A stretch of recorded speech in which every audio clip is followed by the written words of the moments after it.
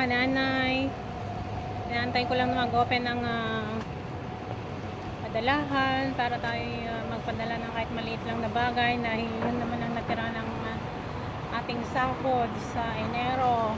So dahil pasukan na naman ng mga bata at nangangailangan sila, bayaran na naman sa school guys. So wala tayong magawa kahit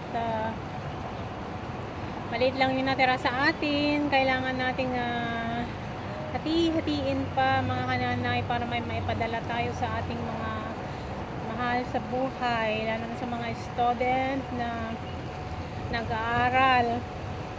Kaya kayong mga estudyante, naku, mag-aral kayong mabuti, huwag niyong sayangin ang pagkakataong binibigay sa inyo ng inyong mga magulang, at saka magtiis